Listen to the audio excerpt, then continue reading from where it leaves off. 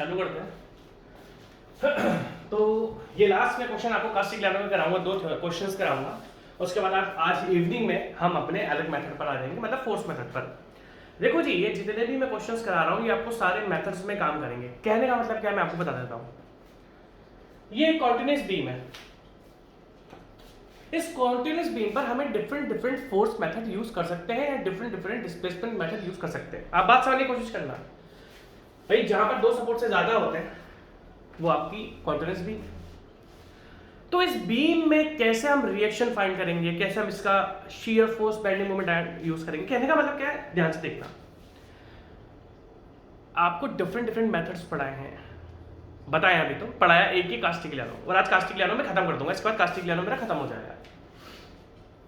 अब आप बोलोगे सर आपने कास्टिक लियानो में इतने सारे क्वेश्चन करा दिए, टाइम लग गया 5 से 6 घंटे तो हमारे कास्टिक लियानो में लग गए, तो सर क्या दूसरों में भी इतना टाइम लगेगा? मैं बोलूंगा नहीं, क्योंकि हमने डिफरेंट हमने लाइक एक सर्कुलर बैंड यूज करा था, एक सर्कुलर बीम की तरह हमने सर्कुलर बीम यूज करी थी जिसको हम आर्क बोलते हैं। उसके बाद हमने डिफरेंट टाइप्स ऑफ मेंबर्स को यूज करा है, तो उससे फायदा क्या मिलता है हमें? डिफरेंट टाइप ऑफ मेंबर के रिएक्शंस फाइंड करने का पता लगता है। कहने का मतलब क्या है, देखो डिफरेंट मेथड्स होते हैं, वो तो छोटे से होते हैं। मेनली क्या होता है, इनकी रिएक्शंस फाइंड करना है ना, इनका बेंडिंग मोमेंट इक्वेशन बनाना, इनका शियर फोर्स डायग्राम फाइंड करना, इनका बेंडिंग मोमेंट डायग्राम, तो ये टिपिकल होता है। तो जब मैं आपको अगले क्वेश्चंस कराऊंगा तो उसमें आपको ये वाले क्वेश्चंस मैं नहीं कराऊंगा। क्यों नहीं कराऊंगा? क्योंकि ये क्वेश्चंस आपको सॉल्व करने आ चुके हैं, इसमें रिएक्शंस कैसे फाइंड करनी है। तो हम डिफरेंट टाइप्स ऑफ क्वेश्चन लेंगे, दैट मींस कहने का मतलब क्या है, हमें डिफरेंट क्वेश्चंस ले रहे हैं, तो उसमें इतना टाइम नहीं लगेगा। ठीक है, क्वेश्चन आप पढ़ सकते हो। इंडियन इंजीनियरिंग सर्विसेज का आया हुआ क्वेश्चन है, 15 मार्क्स का है, मेंस का क्वेश्चन है, मेंस का क्वेश्चन है, देखो आपके सामने। और आप मैं आपको दिखाना चाहता हूं कि जो इंडियन इंजीनियरिंग सर्विसेज होती है वो भी स्ट्रेन एनर्जी से क्वेश्चन देती है। तो मैंने जितने भी क्वेश्चन आपको कराए, ये आपका असिस्टेंट इंजीनियर का जो एग्जाम है, जो आपका असिस्टेंट इंजीनियर का मेंस एग्जाम होगा, या आपका इंडियन इंजीनियरिंग सर्विसेज का एग्जाम है, उसके क्वेश्चंस आते हैं। मेंस क्वेश्चन मैं आपको करा रहा हूं, ऑब्जेक्टिव नहीं है। ठीक है, analyse the beam shown in figure using strain energy methods. आपको स्ट्रेन एनर्जी मेथड से इसको एनालाइज करना है and draw bending moment diagram and shear force diagram. इस क्वेश्चन में मैं आपको एसएफडी और बीएमडी भी ड्रॉ करके बताऊंगा। इस क्वेश्चन में मैं आपको एसएफडी और बीएमडी दोनों शो करके बताऊंगा किस तरीके से बनते हैं। ठीक है, तो अगर हम इसकी इंडिटरमिनेसी की बात करें तो पहली बात इसने स्ट्रेन एनर्जी मेथड लिख दिया, और मैंने आपको बताया था कि कुछ मेथड स्ट्रेन एनर्जी के ऊपर बेस्ड होते हैं, जिसमें कास्टिक लेवल थ्योरम होता है। मैंने आपको बताया था कुछ मेथड्स, मैंने आपको 4 मेथड्स बताए थे, उसमें से एक मेथड कास्टिक लियानो भी था। तो इसने स्ट्रेन एनर्जी मेथड लिखा, तो आपको पता है कि जो कास्टिक लियानो थ्योरम है ना, वो स्ट्रेन एनर्जी मेथड ही है। जैसे कि मैंने आपको इस लेक्चर की शुरुआत में, इन लेक्चर्स की फोर्स मेथड की शुरुआत में मैंने आपको बताया था कि जो फोर्स मेथड होते हैं डिफरेंट टाइप्स के, उसमें से कुछ मेथड स्ट्रेन एनर्जी के ऊपर बेस्ड है और कास्टिक लियानो स्ट्रेन एनर्जी के ऊपर बेस्ड है। तो नो डाउट आप यहाँ पर कास्टिक लियानो थ्योरम को यूज कर सकते हो, क्योंकि कास्टिक लियानो भी आपका स्ट्रेन एनर्जी मेथड ही है। ठीक है, तो अगर हम इस बीम की इंडिटरमिनेसी की बात करते हैं, देखो यहाँ पर आएगी आर ए, यहाँ पर आएगी आर बी, एंड यहाँ पर आएगी आपकी आर सी। 3 रिएक्शंस है, कोई हॉरिजॉन्टल फोर्स नहीं है, तो अननोन कितने हैं? 3। अननोन कितने हैं? 3। अननोन कितने हैं? 3। और स्टैटिक इक्विलिब्रियम इक्वेशन कितनी यूज करोगे? 2। कौन सी यूज करोगे आप? कौन सी यूज करोगे? 2 कौन सी होगी? Summation of Fy = 0 and summation of Mz = 0। क्योंकि यहाँ पर कोई भी हॉरिजॉन्टल फोर्स नहीं है, तो हम स्टैटिक इक्विलिब्रियम इक्वेशन को, जो 3 स्टैटिक इक्विलिब्रियम इक्वेशन होती है, उनको तीनों को यूज नहीं करेंगे, हम यूज करेंगे ओनली 2 को। तो यहाँ पर मैंने क्या लिख दिया? 2। तो आप देख सकते हो कि ये बीम क्या है। अब इस बीम की स्टैटिक इंडिटरमिनेसी कितनी है? अगर हम देखें इस बीम की स्टैटिक इंडिटरमिनेसी कितनी है, तो आप बोलोगे सर वाले, अगर मैं आपसे इस बीम की काइनेमेटिक इंडिटरमिनेसी पूछूं, अगर मैं आपसे इस बीम की काइनेमेटिक इंडिटरमिनेसी पूछूं, देखो ध्यान से, मैं आपको कुछ सॉल्व करके बता रहा हूं। अगर मैं इस बीम की आपको काइनेमेटिक इंडिटरमिनेसी पूछूं, तो इसकी डिग्री ऑफ फ्रीडम कितनी होती है? 1। इसकी डिग्री ऑफ फ्रीडम कितनी होती है? 1। हिंज की डिग्री ऑफ फ्रीडम कितनी होती है? 1। रोलर की डिग्री ऑफ फ्रीडम कितनी होती है? 2। और रोलर की डिग्री ऑफ फ्रीडम कितनी होती है? 2।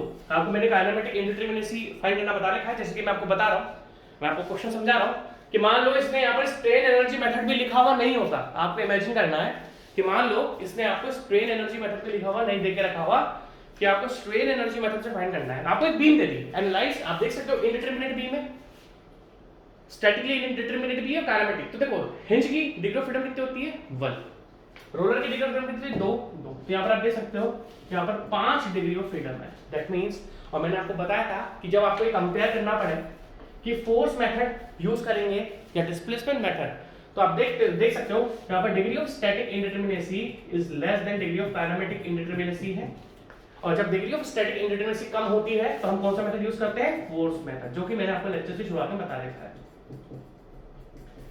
जो कि लेक्चर की शुरुआत में हम लोगों ने डिस्कस कर रखा है कि डिग्री ऑफ स्टैटिक इंडिटरमिनेसी आपको अगर कम है तो फोर्स करोगे, और अगर डिग्री ऑफ काइनेमेटिक इंडिटरमिनेसी कम है तो हम डिस्प्लेसमेंट मेथड लेते हैं। तो नो डाउट यहाँ पर फोर्स मेथड यूज होगा, और अगर ये स्ट्रेन एनर्जी नहीं भी लिखता तो हम एनालाइज कर सकते थे कि हमें फोर्स मेथड से करना है। ठीक है, अब अगर हम आगे की बात डिस्कस करें तो आपको इसमें एक इंडिटरमिनेट है, इस बीम के अंदर आपका एक इंडिटरमिनेसी कितनी है 1। तो हम क्या करते हैं, आरबी को इंडिटरमिनेट मान लेते हैं क्योंकि इंटरमीडिएट सपोर्ट है। देखो आरए और आरसी फाइंड करना कोई बड़ी बात नहीं है। क्यों नहीं है, क्योंकि ये देखो अगर आप ध्यान से देखोगे, अब मैं आपको एक बात और बता दूं,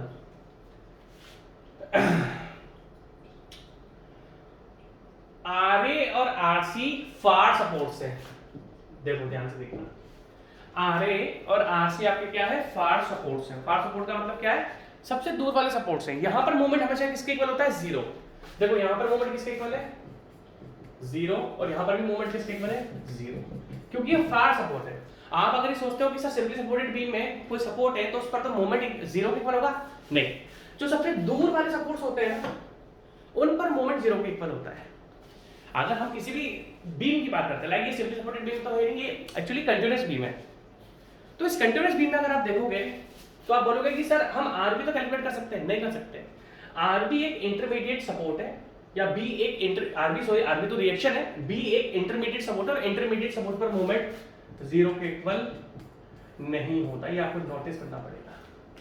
जो फार एंड्स होते हैं किसी भी अगर सिंपली सपोर्टेड बीम है, जो उसके फार एंड्स होते हैं लाइक ए और सी, यहां पर मूवमेंट 0 के इक्वल है, लाइक इस पर 0 के इक्वल है, इस पर 0 के इक्वल है, बट आपका बी पर मूवमेंट 0 के इक्वल आपका नहीं होता। तो अगर हम ध्यान से देखें, हम बोल सकते हैं यहां पर क्या, R A plus R B plus R C, जो भी बीम पर टोटल लोड लगा है, टोटल लोड कितना है, यूडीएल लेकर रखा हुआ है, आप देख सकते हो बीम पर यूडीएल लेकर रखा हुआ है, जिसकी इंटेंसिटी कितनी 30 किलोन्यूटन पर मीटर। बीम की जो इंटेंसिटी है वो कितनी देकर रखी है यूडीएल की, 30 किलोन्यूटन पर मीटर।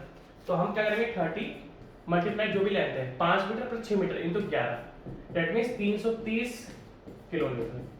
बीम पर जो टोटल लोड लगा हुआ है वो 330, क्योंकि 6 प्लस 5 अगर आप देखोगे तो बीसी पोर्शन की जो लेंथ है वो 6 मीटर देकर रखी हुई है, बीसी पोर्शन की जो लेंथ है वो 6 मीटर देकर रखी हुई है, और एबी पोर्शन की जो लेंथ है 5 मीटर है। तो अगर मैं टोटल लोड की बात करूं तो यूडीएल अक्रॉस टोटल लेंथ लग रहा है 105 किलोमीटर। आपको यूडीएल जो है अक्रॉस वो टोटल लेंथ लगा हुआ है, ठीक है।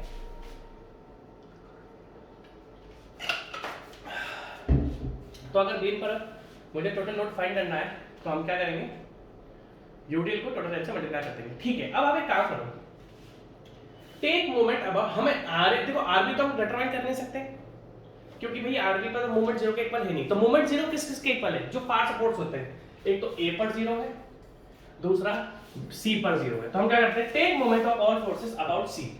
हम आरए और आरसी को डिटरमाइन करने की कोशिश करते हैं, हम आरए और आरसी को डिटरमाइन करने की कोशिश करते हैं क्योंकि हमें एसएफडी बीएमडी बनाना है। तो टेक, और सी पर भी मोमेंट 0 के इक्वल है, ए पर भी मोमेंट 0 के इक्वल है, बट बी पर मोमेंट 0 के इक्वल नहीं होता क्योंकि जो बीम होती है उसके सबसे दूर वाले जो सपोर्ट्स होते हैं उन पर तो मोमेंट 0 के इक्वल होता है, बट बीच वाले सपोर्ट पर नहीं होता है। तो take moment of all forces at C. अब आप बीम देख सकते हो, बीम में सैगिंग हो रहा है, आप देख सकते हो, मैं दिखा देता हूं आपको, देखो ये बीम सैगिंग हो रही है, सैगिंग यहाँ पर भी सैगिंग है और यहाँ पर भी सैगिंग है। बीम में क्या हो रहा है, सैगिंग हो रही है। सैगिंग का मतलब क्या है, जब जो भी पहला साइन कन्वेंशन लोगे वो पॉजिटिव लोगे। तो अगर मैं सी पर मोमेंट ले रहा हूँ तो सबसे पहला मेरा फोर्स कौन सा घूम रहा है, आरए घूम रहा है। आप देखो अगर मैं सी पर मोमेंट ले रहा हूँ तो पहली बार तो सैगिंग है, और सैगिंग में सबसे पहला मोमेंट पॉजिटिव लिया जाता है। अगर आप देख सकते हो तो सबसे पहला जो मोमेंट है वो क्या है आपका, वो आपका क्लॉक आर ए का मोमेंट लोगे, सी से सबसे दूर वाला फोर्स कौन सा, आर ए, और आर ए कैसे घूम रहा है क्लॉकवाइज, सब डायरेक्शन देखो क्लॉकवाइज। तो हमने लॉक कर दिया all clockwise positive and all anti clockwise negative, क्योंकि बीच में सैगिंग थी। सैगिंग में पहला मोमेंट आर ए का आया जो कि क्लॉकवाइज घूम रहा था, और क्लॉकवाइज हमने पॉजिटिव लॉक कर दिया। आपको ये ध्यान रखना है, सैगिंग में जो पहला मोमेंट घूमता है, जो सबसे दूर वाला मोमेंट होता है, सबसे दूर वाला जो फोर्स होगा उसका जो हम मोमेंट देखेंगे, तो इस सी से सबसे दूर वाला ए था, और ए का मोमेंट क्लॉकवाइज था, हमने लॉक कर दिया। तो आर ए की सी तक की लेंथ कितनी, 11, आर ए मल्टीप्लाई बाय 11। उसका क्या लगा, यूडीएल लगा हुआ है। यूडीएल कहां से लेकर आकर लगा, यूडीएल देखो, यूडीएल अब डाउनवर्ड डायरेक्शन में है। अगर आप देखोगे तो यूडीएल अब एंटी क्लॉकवाइज घूम रहा है, क्योंकि यूडीएल डाउनवर्ड डायरेक्शन में लगा हुआ है। और यूडीएल का फोर्स क्या है, माइनस।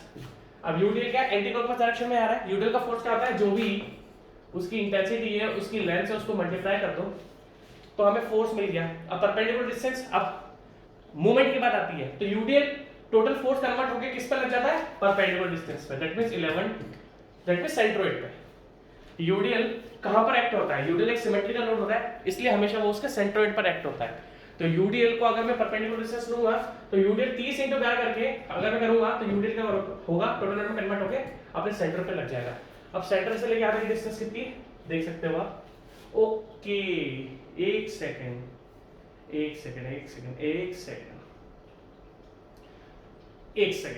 ये एक सिमेट्रिकल बीम नहीं है। अच्छा हुआ मेरा ध्यान किया, क्योंकि एक जगह जो लेंथ दे रखी है वो 11 मीटर देके रखी हुई है, आप देख रहे हो, सॉरी, एक जगह 6 मीटर देके रखी हुई है, एक जगह 5 मीटर देके रखी हुई है। अगर आप ध्यान से देखो तो यूडीएल समझ रहे हो मेरी बात, बहुत अच्छा क्वेश्चन है, बहुत ही अच्छा क्वेश्चन है। एक जगह 5 मीटर देके रखी हुई है, एक जगह 6 मीटर देके रखी हुई है। तो हमने क्या करा भाई, यूडीएल अक्रॉस द लेंथ लग रहा है तो मल्टीप्लाई बाय 11। अब क्या होता है, यूडीएल हमेशा, दैट मींस मुझे लगा था कि ये इस जगह सेंटर बी पर हो जाएगा, नहीं, सेंटर बी पर नहीं होगा। यूडीएल अपना जो कंसंट्रेटेड लोड पर कन्वर्ट होता है वो यहाँ पर ना होगा, थोड़ा सा पहले होगा, क्योंकि 6 सॉरी यहाँ पर होगा। क्यों, क्योंकि आपका और 6 का आधा कितना होता, 6 + 5, आप समझने की कोशिश करो भाई। देखो आर ए × 11 हमने कर दिया, उसके बाद यूडीएल है वो कहां से कहां तक लग रहा है, 30 × 11 × 11 डिवाइडेड बाय 2, क्योंकि जो भी टोटल लेंथ है डिवाइडेड बाय 2। यूडीएल हमेशा अपने सेंट्रोइड पे लगता है, जब बीम की लेंथ ही 11 तो 11 का आधा कितना हो जाएगा, 11 डिवाइडेड बाय 2। ठीक है, मुझे लगा था कि यहाँ पर भी 5, यहाँ पर भी 5 बच गया है ना, ठीक है। अब अगर आप देखोगे तो आर भी देखो, आर भी कैसे घूम रहा है। अगर मैं सी पर मोमेंट ले रहा हूँ, अगर आप देख सकते हो मैं सी पर मोमेंट ले रहा हूँ, तो सी पर आर भी कैसे घूम रहा है, आर भी क्लॉकवाइज घूम रहा है। अगर आप देखोगे सी पर, देखो हमने आर ए ले लिया, हमने यूडीएल पूरा ले लिया, थ्रू आउट द लेंथ ले लिया, उसके बाद आरबी को लेना पड़ेगा। आरबी कैसे घूम रहा है, clockwise, plus R B into 6 is equals to, जब हम सी पर मोमेंट ले रहे हैं तो दैट मींस आर ए क्या आ जाएगा आपके पास, आप ध्यान से देखोगे आर यहाँ पर क्या निकल के आ रहा है, ये उधर की साइड चल जाएगा, ठीक है। R A into 11 into R A है ना, तो यहाँ आ जाएगा 30 into 11 divided by 2 plus minus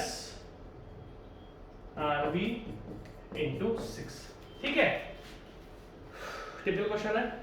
तो 11 आ रहे हैं उधर राइट हैंड साइड लेके आया, तो ये माइनस प्लस बन गया, प्लस माइनस बन गया। अब देखो 11 से डिवाइड करता हूं तो आर ए निकल के आ रहा है आपके पास 30 इंटू 11 डिवाइडेड बाई 2, क्योंकि 11 से 11 कट गया, माइनस 6 आरबी डिवाइडेड बाय 11। अगर आप देख सकते हो तो आपके पास आर ए आ चुका है, अगर आप देख सकते हो तो आपके पास आर ए आ चुका है इन टर्म्स ऑफ आर, ठीक है। अभी हमने मोमेंट क्या लिए थे, अभी हमने मोमेंट लिए थे टुवर्ड्स सी। आप एक काम करो, आप टुवर्ड्स ले लो A. Now movement, now again take movement. क्यों, क्योंकि मेरे को आर ए और आर सी डिटरमाइन करना है। सबसे पहले मुझे आर ए और आर सी डिटरमाइन करना है। अब आप ध्यान से देखना, तो जब मैंने सी पे मूवमेंट लिया तो मेरे को आर ए तो मिला, but in terms of R B मिला, क्योंकि मुझे आर बी कैलकुलेट करना पड़ेगा। और जब मैं, अब मुझे आर सी डिटरमाइन करना है, तो आर सी डिटरमाइन करने के लिए हम किस पर मूवमेंट देंगे, ए पर। Now again take movement at A. अगर आप आपको ध्यान से देखना पड़ेगा, अब ए से देखो, यहां पर मैं चला था ए टू सी, यहां पर हमने बीम सॉल्व करी थी ए टू सी। अब हम बीम को सॉल्व कर रहे हैं, अगर मैं ए पर मूवमेंट ले रहा हूं तो मुझे सी से ए की तरफ बढ़ना पड़ेगा। नाउ अब मुझे बीम को सी से ए की तरफ बढ़ना पड़ेगा। अब देखो, अब देखना आपका कंफ्यूजन, इधर देखो, ये पूरा मिटा दूंगा, ये मिटा देता हूं पूरा, ताकि आपको कंफ्यूजन नहीं हो थोड़ा सा। ठीक है, हम इसको पूरा बना देते हैं ताकि आपको कंफ्यूजन ना हो। ध्यान से देखना।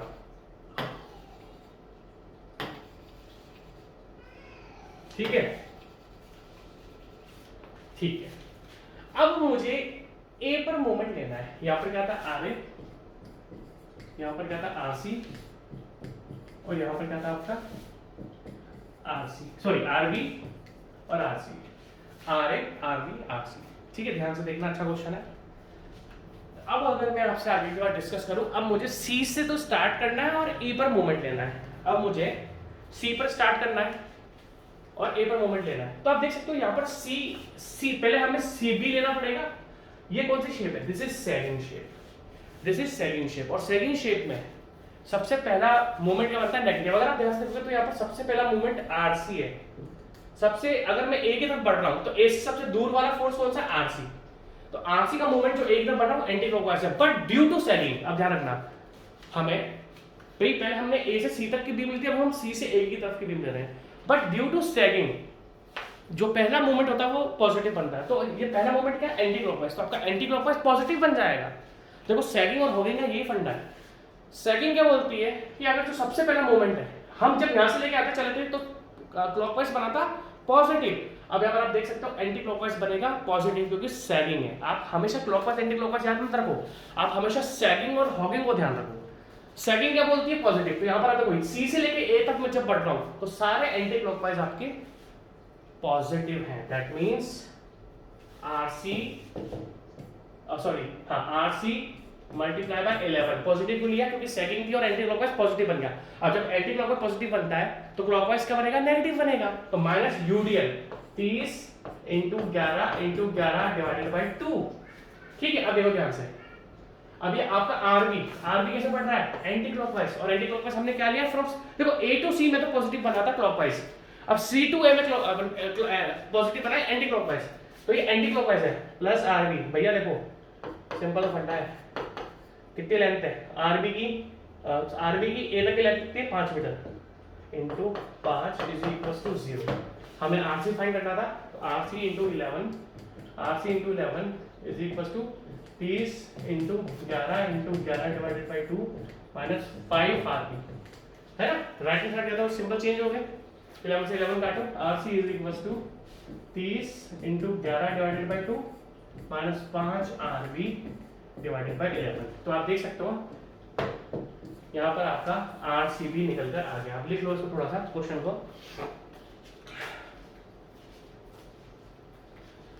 किस तरीके से हमने देखा कि R A plus R B is equal to 330 kilo newton है। R A plus R B plus R C is equal to 330 kilo newton है। उसके बाद हमने क्या करा? सबसे पहले हम ए से सी की तरफ चले, तो हमने पहले सी पर मोमेंट लिया, तो हमारे पास आ रहा था 30 into 11 divided by 2 minus 6 R B upon 11।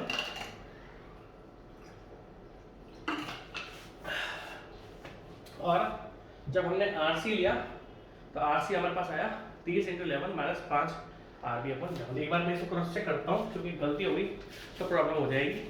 मैं इस टाइम बिल्कुल भी कैपेबल नहीं हूँ कि इसको गलती कर दूँ। एक बार बुक से चेक करने दो आप। ठीक है, ठीक चल रहे हैं हम लोग अभी, ठीक है ठीक है। अब आगे की कहानी, एक तो हमें इसमें स्ट्रेन एनर्जी मेथड यूज करना है, और स्ट्रेन एनर्जी मेथड में हम कास्टिग्लियानो थ्योरम को यूज कर रहे हैं। तो ये देखो सिंपल सी बात है कि हमें एक सिंपल सी बात डिटरमाइन करनी है। ध्यान से देखना, अगर आप आरए को देखते हो तो उसमें भी आपके पास आरबी आ रहा है। अगर हम आरबी आरसी देखते हैं तो उसमें भी आपका आरबी आ रहा है। कहने का मतलब क्या है कि अगर हम आरबी को डिटरमाइन कर लें, इफ वी डिटरमाइन आरबी, तो आरए भी डिटरमाइन हो जाएगा, आरसी भी डिटरमाइन हो जाएगा। और जब आरबी डिटरमाइन हो जाएगा और आरए डिटरमाइन हो जाएगा और आरसी डिटरमाइन हो जाएगा, तो तीनों के तीनों डिटरमाइन हो जाएंगे। और फिर हम उसका शियर फोर्स डायग्राम और बेंडिंग मोमेंट डायग्राम बना सकते हैं। तो उसके लिए सबसे पहले आरबी डिटरमाइन करते हैं। अगर मुझे आरबी डिटरमाइन करना है, we have to determine R B, तो हमें काम करते हैं जो स्ट्रेन एनर्जी का कॉन्सेप्ट है कास्टिग्लियानो सेकंड थ्योरम का, क्या है? Del u by del R B. अगर मैंने स्ट्रेन एनर्जी को आरबी के रिस्पेक्ट में पार्शियल डेरिवेटिव कर दिया तो मुझे आरबी का डिफ्लेक्शन मिल जाएगा, मुझे आरबी का डिफ्लेक्शन मिल जाएगा। भाई क्लासिकल सेकंड टर्म तो ये बोलते हैं कि आप मेंबर की टोटल स्ट्रेन एनर्जी को अगर आरबी के रिस्पेक्ट में पार्शियल डेरिवेटिव करते हो तो आपको उस पॉइंट का आरबी का डिफ्लेक्शन मिल जाएगा। जैसा कि आप देख सकते हो अगर इस बीम की अगर मैं टोटल डिफ्लेक्टेड शेप बनाऊं तो कुछ ऐसी बनेगी, कुछ ऐसी इसकी डिफ्लेक्टेड शेप बनेगी। तो आप देख सकते हो यहां पर भी डिफ्लेक्शन 0 है, यहां पर भी डिफ्लेक्शन 0 है और यहां पर भी डिफ्लेक्शन 0 है। आप देख सकते हो कि तीनों जगह पर डिफ्लेक्शन 0 है क्योंकि ना हिंज सपोर्ट पे डिफ्लेक्शन भाई ओनली फ्री एंड पर डिफ्लेक्शन, अगर कैंटिलीवर बीम होती तो और उसका फ्री एंड होता तो उस पर डिफ्लेक्शन तो हो जाता।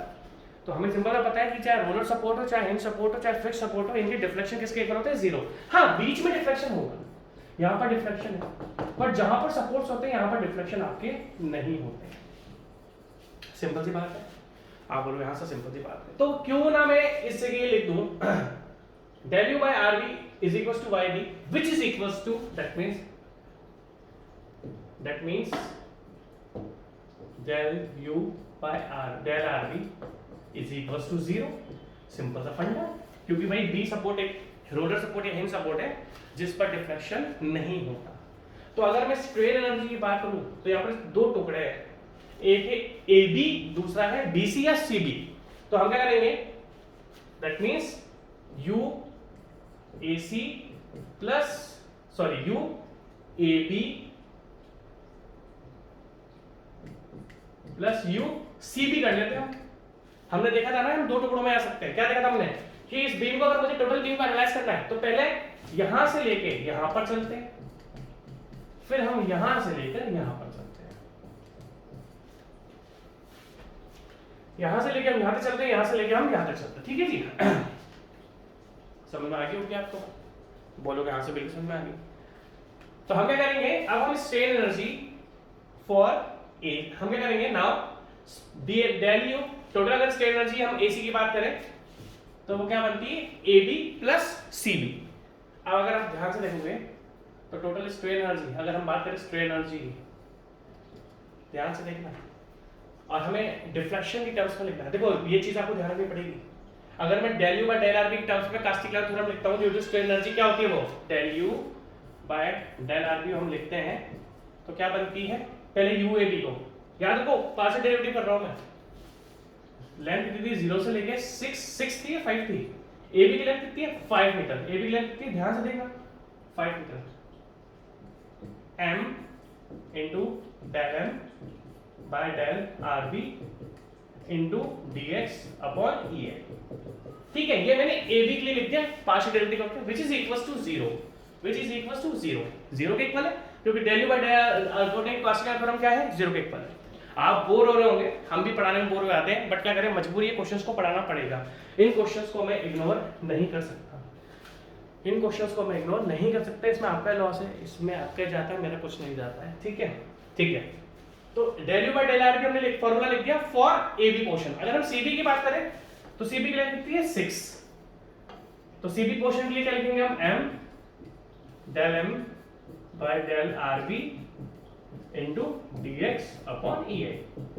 हमने डायरेक्ट देखो दो टर्म दो कंडीशन होती है, या तो आप डिफ्लेक्शन की टर्म या तो आप टोटल स्ट्रेन एनर्जी की टर्म में लिख दो फिर इसको पार्शियल डेरिवेटिव कर दो या हम डायरेक्ट इसको पार्शियल दोनों इक्वेशंस मैंने आपको पढ़ा कर रखी है हम पार्शियल डेरिवेटिव की टर्म में रख दिया तो डायरेक्टली डिफ्लेक्शन देगा आपको। डिफ्लेक्शन किसके इक्वल है 0 के इक्वल है। ठीक है अब आप चालू करते हैं। सबसे पहले मैं AB पोर्शन ही लिखता हूं, ध्यान से देखना।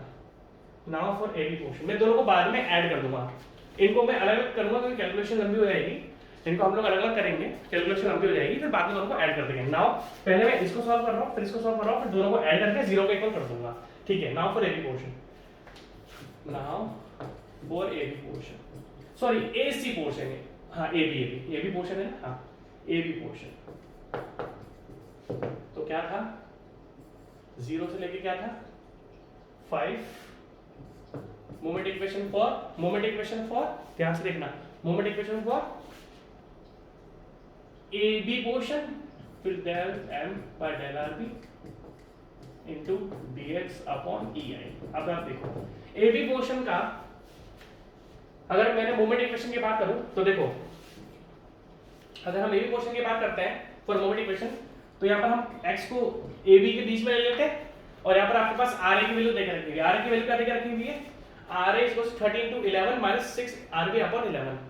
ये आर ए की वैल्यू आपके पास है। So moment equation mx for A B, mx for A B क्या बन जाएगा भाई? R A into x. मान लो मैं कोई भी x ले रहा हूं तो इस जगह दो चीजें आ रही हैं, एक तो आ रहा है आपका आर ए, दूसरा आ रहा है आपका यूडीएल। अगर हम ए बी पोर्शन के लिए बेंडिंग मोमेंट इक्वेशन बनाने लगे, ये ए है, ये बी है, ये सी है, तो मैंने x को a से लेके बीच में कहीं पर भी ले लिया क्योंकि लेंथ वेरी कर रही है। मोमेंट हर जगह अलग होगा क्योंकि हर जगह x अलग हो रहा है आपका, तो मोमेंट आपका हर जगह अलग होगा। तो हमने ए बी की बेंडिंग मोमेंट इक्वेशन बनाने से x ले लिया कहीं पर भी, और मोमेंट इक्वेशन क्या बनेगी इसकी?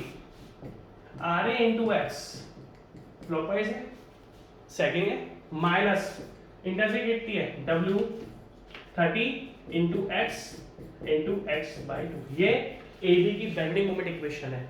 ये ए बी की बेंडिंग मोमेंट इक्वेशन है क्योंकि यहाँ पर आर ए है और ओनली यूडीएल है, तो हमने आर ए इंटू एक्स के लिए ए की बेंडिंग मोमेंट इक्वेशन बन गई। और आप देख सकते हो आर ए की वैल्यू देकर रखी हुई है। दैट मींस अब ध्यान से देखना, bending moment equation for A B क्या बनता है? 30 इसको मल्टीप्लाई करते हैं ना, 330 डिवाइडेड बाय 2, 165। ठीक है, 165 माइनस 6 आरबी अपॉन 12। देखो क्या बनी थी equation? R A into x into x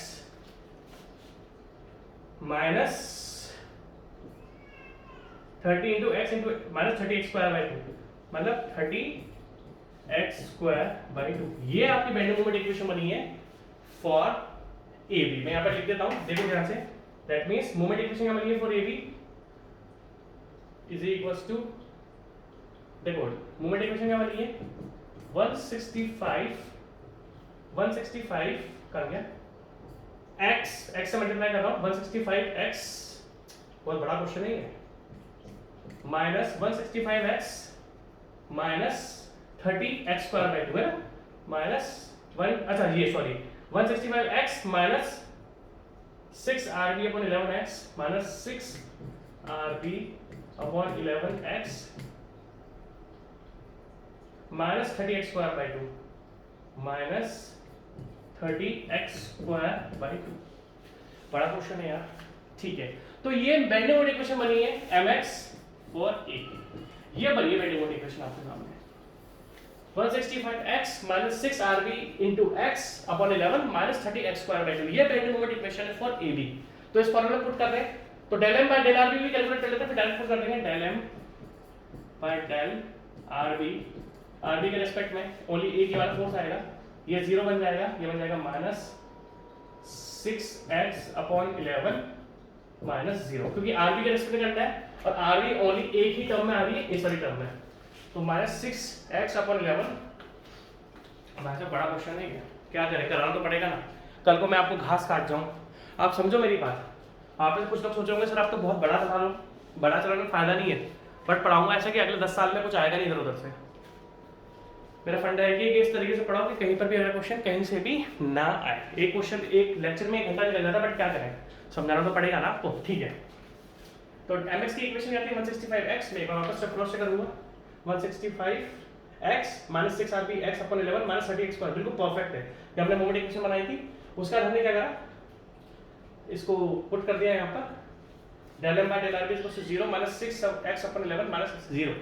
ठीक है, तो फाइनली अगर आप चाहो तो अब इसको आप क्या करो, इस वाले टर्म में रख दो। देखो ध्यान से, 0 से 5 m की वैल्यू कितनी है, ये 165x minus 6RB x upon 11 minus 30x square by 2 और मल्टीप्लीकेशन में माइनस 6x अपॉन, क्योंकि del m by del RB कितना है, minus 6x upon 11 minus 6x upon 11 dx upon EI। आपको EI भी देखना पड़ेगा। EI अगर आप ध्यान से देखो तो यहाँ पर ये देखो ध्यान से, यहाँ पर EI क्या दे रखा है अकेला, यहाँ पर 2EI दे रखा है, तो आपको ध्यान रखना पड़ेगा। फ्लैशुअल रिजिडिटी अलग अलग देकर रखी हुई है दोनों पोर्शन में, फ्लेक्सुरल रिजिडिटी अलग अलग देकर रखी हुई है, ठीक है जी। दोनों क्वेश्चन में फ्लेक्सुरल रिजिडिटी अलग अलग देकर रखी हुई है, तो आपको इस चीज को ध्यान से देखना पड़ेगा। तो ए बी पोर्शन के लिए अभी इक्वेशन बना रहे हैं और ए बी पोर्शन में फ्लेक्सुरल रिजिडिटी EI ही देकर रखी हुई है, ठीक है। तो अगर हम आगे की बात डिस्कस करते हैं इसको भी उड़ाई दूं क्या, एक से रुको, इस फोटो को मैं उड़ा देता हूँ। ये अगला क्वेश्चन देखिए, वेट करो आप, उस क्वेश्चन को बाद में लगा लेंगे, ठीक है। तो देखो फाइनली हमारे पास क्या आ रहा है, 0 से लेके 5 165x minus 6 RB into x into 11 minus 30x square by 2, बहुत बड़ा है, अब क्या करें, ठीक है, into dx upon EI is equals to, मैं एक बार ध्यान देता हूँ क्या था। अब देखो ध्यान से, मैं x को 6 अपॉन 11 को हम कॉमन ले सकते हैं, माइनस 6 अपॉन 11 को हम बाहर ले आते हैं ना, माइनस 6 अपॉन 11 को माइनस 6 अपॉन 11 और EI को हम बाहर ले जाते हैं, है ना। माइनस 6 अपॉन 11 को माइनस 6 अपॉन 11 1 अपॉन EI, इसको हम सब बाहर लेंगे। अब देखो अंदर क्या क्या बचा, इज इक्वल्स टू 0 से लेके 5, अंदर क्या बच रहा है आपका 165x square 165x square minus 6RB x upon 11 minus 6RB x square upon 11 minus 6RB x upon 11 minus 30x cube minus 15, 30 को 2 से डिवाइड कर दिया x क्यूब और टोटल आ जाएगा आपका dx, टोटल आ जाएगा आपका dx। सिंपल सी बात है, एक क्वेश्चन तो पूरा कराऊंगा आज, क्योंकि ऐसे बीच में क्वेश्चन छोड़ना ठीक नहीं है, क्वेश्चन है एक क्वेश्चन हम पूरा करेंगे आज, ठीक है। तो माइनस 6 अपॉन 11 ये मैंने बाहर कॉमन लेके रखा हुआ है, अंदर आ जाएगा, देखो ओनली x बचेगा यहाँ पे, तो ये x 165x square minus 6RB x square upon 11 minus 15x cube into dx, बिल्कुल परफेक्ट है, 30 से 15 काट दिया x क्यूब, ठीक है। अब आप इसको इंटीग्रेट कर दो, is equals to minus 6 upon 11 EI, integrate कर रहा हूं मैं 165x क्यूब बाई 3, ठीक है, minus 6RB x cube by 3 into 11 minus 15 into x4 by 4, और लिमिट कितनी, 0 से लेके 5।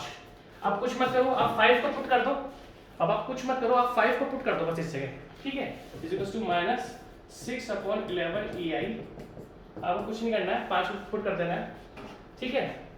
अगली लिमिट तो 0 है सही, तो 165 मल्टीप्लाई बाय 5 क्यूब है ना इनटू 165 डिवाइडेड बाय 3 इज इक्वल टू 6875, पूरा सॉल्व कर लिया हमने 6875।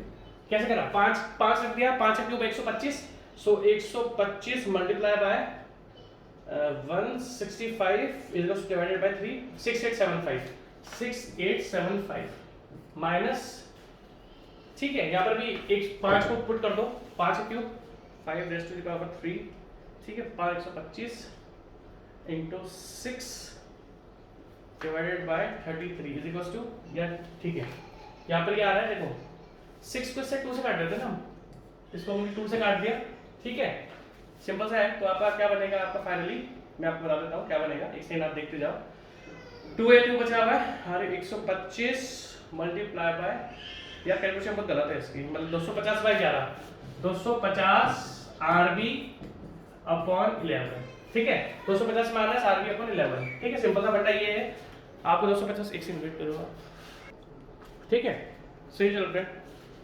तो 6875 आ गया था हमारा, और ये हमने कैसे रखा, एक बार देख ले रहा हूँ, थोड़ा बीच में डिस्टर्बेंस हो गया था, ठीक है, 125 इंटू 2 250 अपॉन 11, ठीक है, सही चल रहा है यार, ठीक है, माइनस अब 5 के जैसा 4, ठीक है, 5 raise to the power 4 625 multiply by 15 divided by 4 तो हो नहीं रहा है, ठीक है, तो 15 into 625 15 into 625 is equals to 9375 divided by 4, ठीक है। ये हमारे पास फाइनल बनकर आ रहा है, जिसमें हमने लिमिट की वैल्यू भी रख दी है, बहुत बड़ी इक्वेशन है बट क्या करें। अगर आप देख सकते हो ये अभी हमने only for A B find करा है, फॉर ए बी ही हमने फाइंड करा है। This we have determined this equation for A B only. Now for C B, C B का क्या, देखो ये लिखा था मैंने, ये ना for A B and for C B. अब सी बी की बेंडिंग मोमेंट इक्वेशन क्या है, बनाई थी हमने। सी बी की बेंडिंग मोमेंट इक्वेशन आ जाओ, बेंडिंग मोमेंट इक्वेशन फॉर, अभी तक हमने ए बी की बनाई थी, bending moment equation for C B. यहां से हमने एक्स ले लिया, तो bending moment equation for C B. बड़ा क्वेश्चन है बट क्या करें यार, बोरिंग भी है बट क्या करें, करना तो पड़ेगा, स्ट्रक्चरल एनालिसिस है। इसलिए स्ट्रक्चरल एनालिसिस बहुत दिनों तक, महीनों तक, सालों तक मैंने छोड़ के रखा, क्योंकि इसमें बहुत टाइम लगता है ना, बट बच्चे को सॉल्व करने के लिए तो देखना पड़ेगा। नाउ mx फॉर cb, ये तो आप खुद भी बना सकते हो यार। mx फॉर cb, ये rc है, यहां से हमने यहां तक x लिया, rc into x minus 30 into x by 2, ठीक है। rc into x minus 30 into, simple सा फंडा वही है, बट आपको ध्यान रखना है यहाँ पर 2e आई है, आपको बस गलती नहीं कर देनी है, ठीक है। rc कितना आया था हमारे पास, rc का है, rc है। सो मोमेंट इक्वेशन क्या होनी है, mx for cb is equals to rc, that means 30 into 11 by 2 into x minus 5 rb upon 11 into x minus 30 x square by 2। ये आपकी बेंडिंग मोमेंट इक्वेशन बनी है फॉर cb, ये bending moment equation है for cb, ठीक है। तो इसको हम रख देते हैं यहाँ पर, that means now, बहुत बड़ा क्वेश्चन है यार। नाउ फॉर cb, जो हमारा डेल यू वाई वाला पोर्शन है, इज इक्वल्स टू 0 से 6, देखो 0 से 6 m की इक्वेशन क्या बनी है, m cb की इक्वेशन क्या बनी है, 30 into 11, 30 into 11, ये m है ना, हम इनपुट कर रहे हैं, 30 into 11 by 2 into x। यार बहुत बड़ा क्वेश्चन है यार, 30 into 11 into x by 2 minus, कहाँ गया, माइनस 30 into 11 into x में 5 rbx by upon 11, 5 rbx, 5 rbx upon 11, 5 rbx upon 11 minus 30x square में। यार एक चीज, हाँ ठीक है, minus 30x square by 2 minus 30x square by 2, ये ओनली m की वैल्यू है, ये ओनली m की वैल्यू है। अब del m by del r भी देखो यहाँ से, देखो अगर मैं डेल m डेल r भी करूंगा यहाँ पर, del m by del r भी, डेल m अगर मैं डेल r भी करता हूँ, del m by del r भी करता हूँ मैं, तो आप देख सकते हो क्या होता है, माइनस 5x अपॉन 11। भाई जब मैं del m by del r भी करूंगा तो यहाँ पर r भी नहीं 0 बन जाएगा, यहाँ पर r भी नहीं 0 बन जाएगा, बचेगा ये। तो 5 rbx अपॉन 11 को जब मैं rb के रेस्पेक्ट में करूंगा तो क्या बन जाएगा आपका, ये बन जाएगा minus 5x upon 11, minus 5x upon 11। वहां पर क्या बना था, वहां पर बना था माइनस 6 अपॉन 11 ना, देखो माइनस 6x अपॉन 11, और यहाँ पर क्या बनेगा, माइनस 5x अपॉन 11, ब्रैकेट में ले लो, minus 5x minus 5x upon 11 into dx upon 2ei। याद रखना यहाँ पर ei नहीं है, यहाँ पर जो फ्रैक्शनल रिजिडिटी देके रखी हुई है वो 2ei है। क्या करें, बड़ा क्वेश्चन है, हम भी लगता है यहाँ पे, ठीक है, अपॉन 2ei, यहाँ पर जो फ्रैक्शनल रिजिडिटी है वो कितनी है, अपॉन में 2ei, ठीक है। सॉल्व कर लेते हैं इसको, क्या क्या कॉमन ले सकते हैं, कॉमन ले लेते हैं हम लोग, 5 माइनस 5 अपॉन 11 इंटू 2ei को हमने बाहर कॉमन ले लिया, और अंदर क्या छूट गया, 0 से लेके 6 अंदर क्या क्या छूटा हुआ है, x बचेगा बस, है ना, 30 into 11 into x square by 2 minus 5 rb x square by 11 minus 30 x cube by 2, है ना, इंटू dx। अगर आपका बच रहा है, मैंने सब माइनस 5 अपॉन 11 को मैं कॉमन ले गया था बाहर, माइनस 5 अपॉन 11 को हम बाहर कॉमन ले गए, तो 2ei को भी हम कॉमन ले गए थे, अंदर बचे था 30। अब देखो इसको मैं इंटीग्रेट कर देता हूं, तो is equals to minus 5 upon 11 into 2ei, अंदर क्या बचेगा 30 into 11/2 into x cube by 3 minus 5 RB into x cube by 11 into 3 minus 30 into x4 by 2 into 4, 0 से लेके 5, सॉरी 0 से लेके 6, 0 से लेके 6 है ना। बड़ा लंबा क्वेश्चन है यार, सीरियसली बहुत ही लंबा क्वेश्चन है। क्या करें हम? ठीक है, 5/11 माइनस 5/11 बाहर था, 2a बाहर था, तो 30 इंटू ज़्यादा अपन 2 x cube by 3 minus 5 upon 11 into x cube by 3, ठीक है, इंटू x4 बाय 2 इंटू 4, ठीक है, बिल्कुल परफेक्ट है। आप 6 रख दो, इज इक्वल्स टू माइनस 5/11, क्या था बाहर अपॉन 2ei। अब अंदर में 6 रख रहा हूं, देखो ठीक है, 6 रख रहा हूं मैं, 6 का क्यूब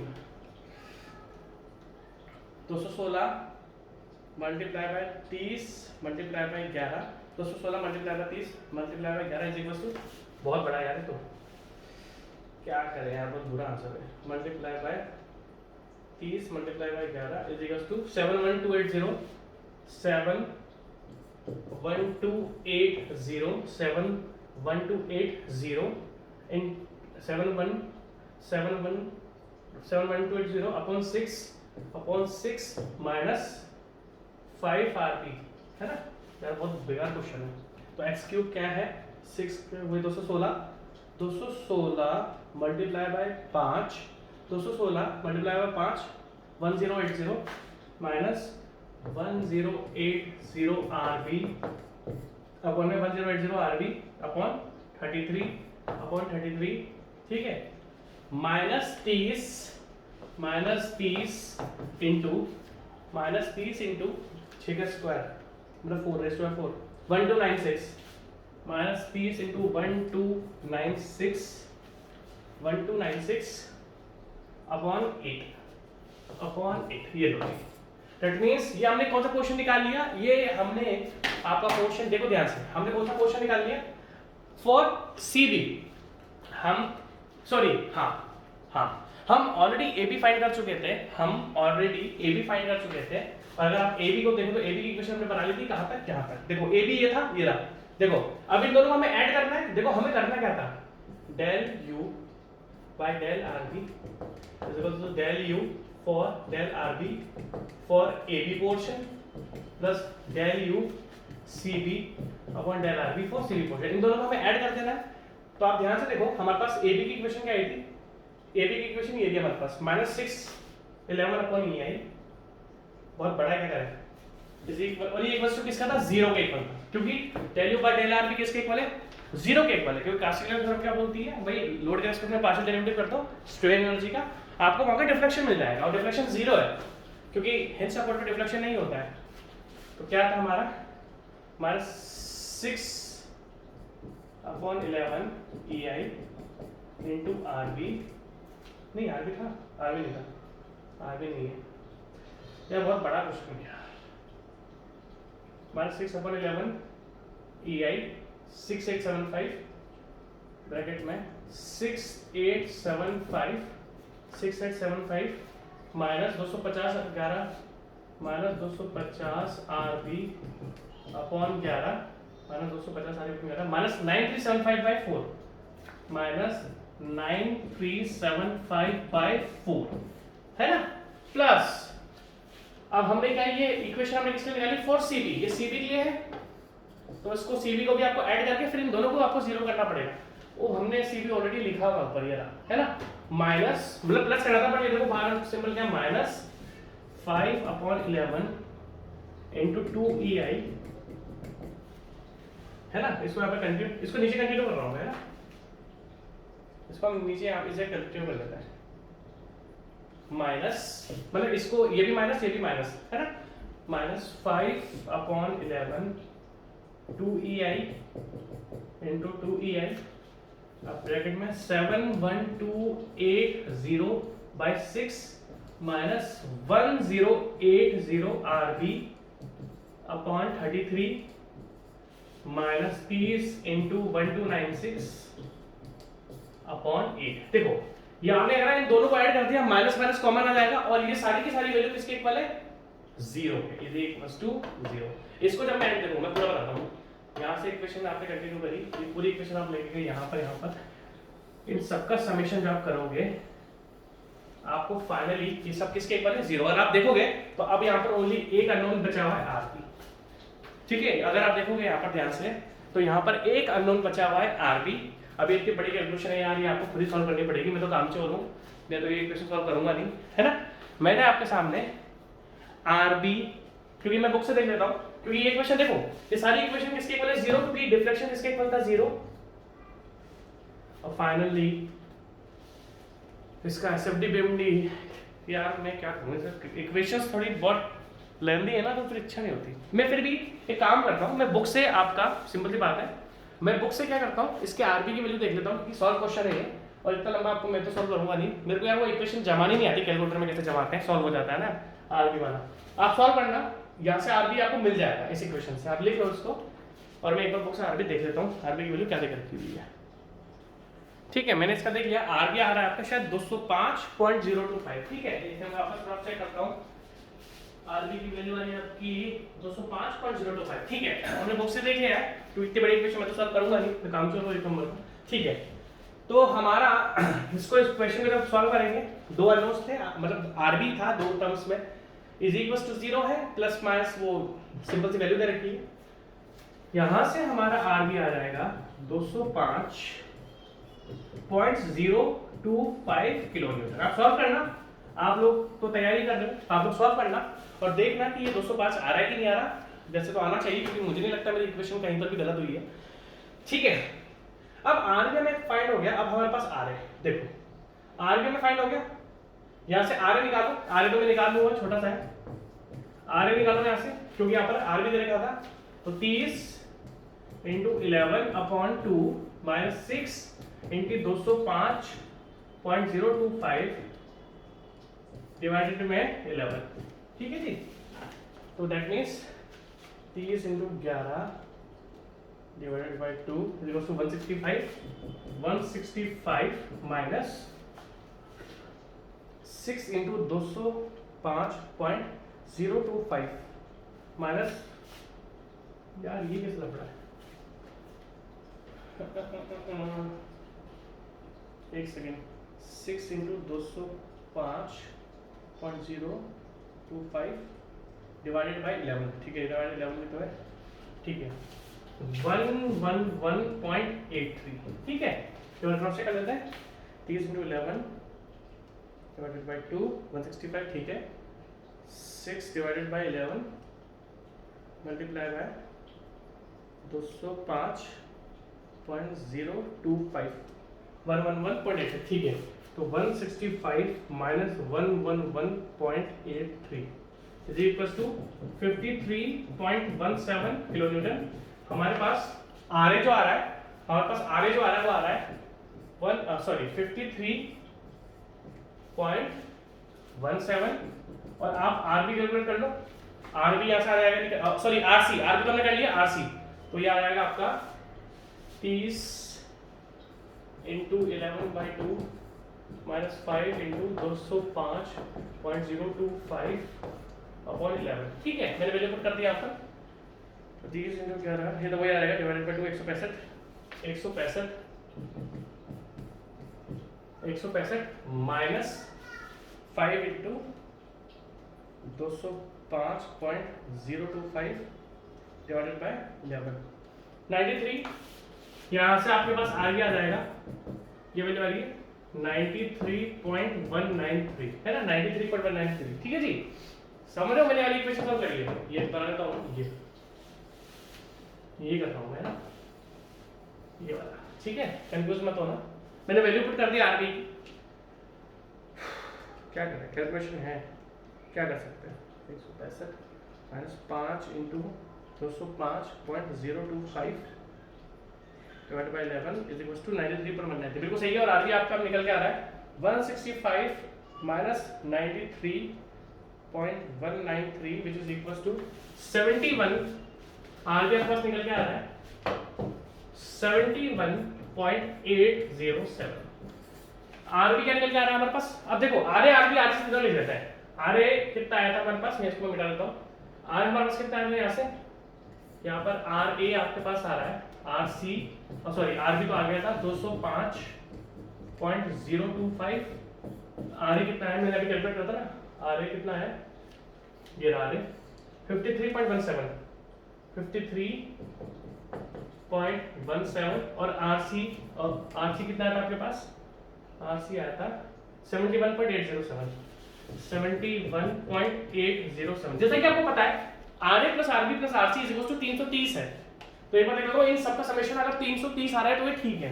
दैट मींस 53.17 प्लस 205.025, एक सेकेंड, अरे यार 53.17 plus 205.025 plus 71.807 which equals to 330। ठीक है, थोड़ा पॉइंट में आ रहा है। तो देखो इस तरीके से हमने R A plus R B plus R C को कैलकुलेट कर लिया। अब आप इसका इजीली शियर फोर्स डायग्राम और बेंडिंग मोमेंट डायग्राम बना सकते हो। तो कुछ क्वेश्चन में ट्राई करो, ठीक है, मैं तो बना सकता हूँ, बना दूं क्या, लो बना देता हूँ शियर फोर्स डायग्राम, लो एसएमडी बना देता हूँ, बीएमडी आप खुद बना लेना, ठीक है। शेप्स बताऊंगा मैं, टेंशन मत लो कि सर आप तो बीएमडी बना रहे हैं, सब बना के दिखाऊंगा। अपवर्ड फोर्स देखो, अपवर्ड फोर्स कितना आ रहा है 53.17 शियर फोर्स का पॉजिटिव बनाना। उसके बाद यूडीएल चालू हो गया, यूडीएल की इंटेंसिटी देखो, यूडीएल चालू हो गया, ये अपवर्ड फोर्स था 53.17 हमने बना दिया, एसएफटी बना देता हूं मैं। उसके बाद आपका यूडीएल चालू हो गया, यूडीएल का टोटल लोड यहां पर कितना है 30 × 5 150। 30 × 5 कितना होता है 30 × 5, यूडीएल का फोर्स है ना, यूडीएल कितनी लेंथ में लगा 5 मीटर पर 150, तो 53.17 माइनस 150, 53.17 माइनस 150 है ना भाई। यूडीएल की इंटेंसिटी 30, कितनी लेंथ में लगा 5, 30 × 5 150 किलोमीटर बन जाएगा। और तो दैट मींस फाइनली रिड्यूस हो गया, यहां पर ये रिड्यूस होके कितना पहुंच रहा है 96, ये रिड्यूस होके कितना पहुंच रहा है 96.83। फिर जब ये रिड्यूस, मैंने यूडीएल का फोर्स माइनस कर दिया, देखो ये 53.17 था, फिर यूडीएल डाउनवर्ड डायरेक्शन में लगाया तो शियर फोर्स रिड्यूस होगा, रिड्यूस होता तो कितना क्या, यहां पर शियर फोर्स यूडीएल की वजह से लोड कितना है 30 × 5, तो मैंने 53.17 में से 150 माइनस कर दिया 96.83। अब देखो आरबी वापस पॉजिटिव डायरेक्शन में लग रहा है, अपवर्ड डायरेक्शन में लग रहा है आरबी, तो 96.83 प्लस आरबी कितना 205.025, तो ये फोर्स इंक्रीज होकर वापस से चल जाएगा 108.195 पे। अगेन यूडीएल है और यूडीएल की लेंथ कितनी है 6 मीटर, ठीक है, तो यूडीएल की that means 30 × 6 180, that means 108.195 minus 108.195 108.195 minus 180 ये रिड्यूस होके चल जाएगा, ये रिड्यूस होकर वापस कितने पे चल जाएगा 71.805 पे 71.805, और देखो यहाँ पर 71.805 ये इंक्रीज होकर वापस से 0 पे चल जाएगा। तो ये आपका शियर फोर्स डायग्राम था, बेंडिंग मोमेंट डायग्राम आप प्रैक्टिस करो, मैं अगले क्वेश्चन में बताऊंगा क्योंकि टाइम हो गया, फिर इंटरेस्ट नहीं करता बताने का, ठीक है। Take care, bye bye.